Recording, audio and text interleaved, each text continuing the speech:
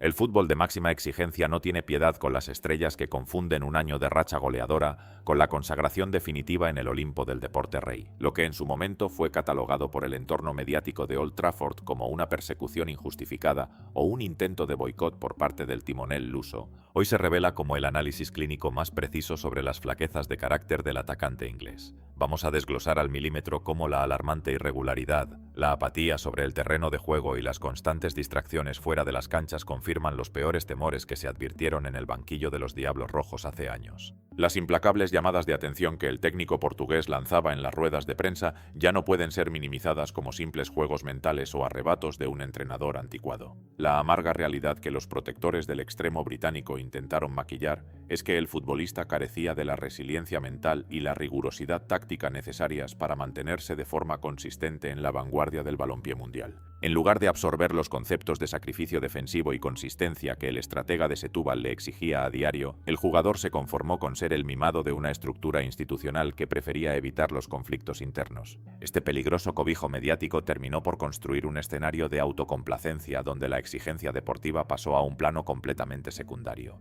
Si no quieres perderte los análisis más crudos y las verdades ocultas sobre las grandes debilidades de las estrellas de la Premier League, suscríbete ahora mismo al canal y activa la campana para enterarte antes que nadie. La alarmante propensión del atacante a desconectarse de los partidos cuando las cosas no salen al primer intento delata la falta de ese fuego competitivo que separa a los buenos jugadores de las leyendas. Nadie en las transmisiones oficiales británicas se atrevía a señalar que otorgarle contratos multimillonarios tras un par de meses destacados solo sirvió para acomodar a un deportista que se marchitaba ante la mínima presión de la grada. Las advertencias de la vieja escuela sobre el peligro de inflar el ego de jóvenes promesas que aún no han ganado nada importante en el continente se manifiestan hoy en cada una de sus tímidas carreras sin balón. Al transformarse en un jugador predecible que deambula por el sector izquierdo sin generar verdadero peligro, el extremo ha terminado por justificar cada reproche del técnico luso.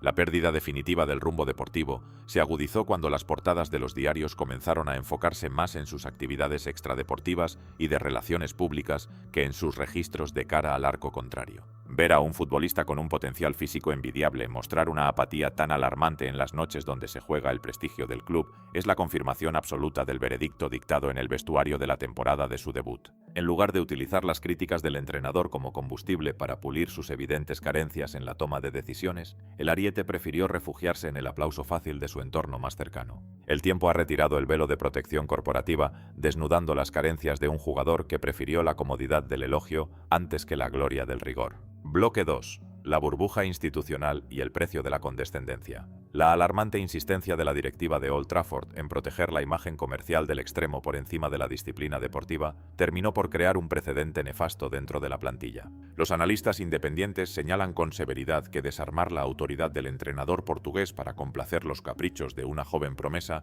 fue el error fundacional que condenó al club a una década de inestabilidad. La preocupante facilidad con la que el entorno del jugador justificaba sus prolongados baches de rendimiento, argumentando problemas de confianza, demuestra que el futbolista fue educado bajo la cultura del mínimo esfuerzo. El desgano táctico que exhibe sobre la banda izquierda se hace evidente cuando el equipo necesita una respuesta inmediata ante planteamientos de alta intensidad física. La necedad de caminar la cancha sin mostrar el menor compromiso en el repliegue defensivo es el reflejo exacto de esa flaqueza de carácter que el estratega de Setúbal intentó erradicar con sus métodos de máxima presión. Los laterales izquierdos quedan completamente desprotegidos al no recibir una sola cobertura o un apoyo defensivo de su atacante estrella durante los 90 minutos de juego. Cuando una institución prefiere mimar el valor publicitario de un activo comercial antes que exigirle el rigor conceptual que demanda la élite, el colapso deportivo se vuelve una consecuencia inevitable. La filtración de los reportes de rendimiento de los sucesivos cuerpos técnicos destapa una preocupante apatía en las sesiones de entrenamiento diarias en la ciudad deportiva.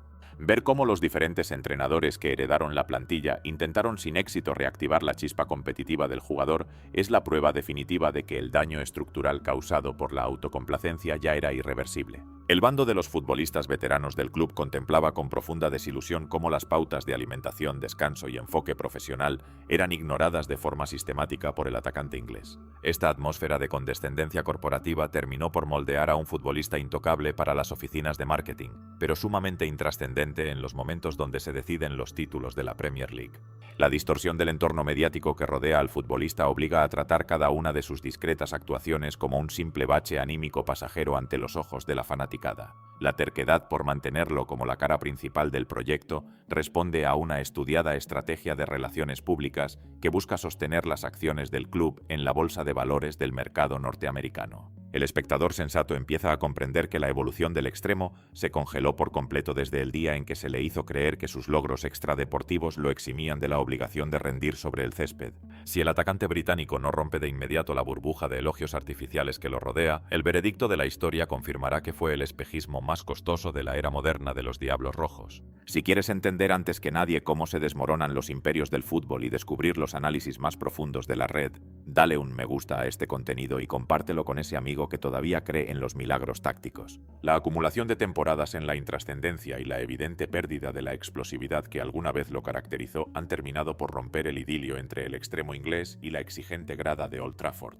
El gran peligro silencioso que la junta directiva intentó tapar con millonarias campañas de relaciones públicas es que los aficionados más analíticos ya no compran las excusas de los portavoces oficiales sobre el rendimiento del jugador. Los fanáticos asisten con una mezcla de indignación y hastío al espectáculo de ver a su canterano más protegido deambular por el césped con una alarmante indiferencia, mientras los rivales directos de la Premier League se llevan los puntos con una facilidad pasmosa. La paciencia del teatro de los sueños se ha agotado por completo, dejando al atacante en una posición de absoluta vulnerabilidad y soledad dentro de su propia casa. Las filtraciones de reuniones internas confirman que la dirección actual comparte los reproches que Mourinho hizo en su momento. Pese a los intentos mediáticos de maquillar su declive, los privilegios del jugador lo han vuelto un elemento tóxico para el vestuario. Los rivales ya no temen sus ataques, pues basta con cerrarle el paso para que renuncie al esfuerzo. Su falta de rebeldía es celebrada por los defensores contrarios. Su exclusión de la selección nacional evidencia que la autocomplacencia institucional arruinó su potencial. Los seleccionadores rechazan su apatía táctica y distracciones extradeportivas,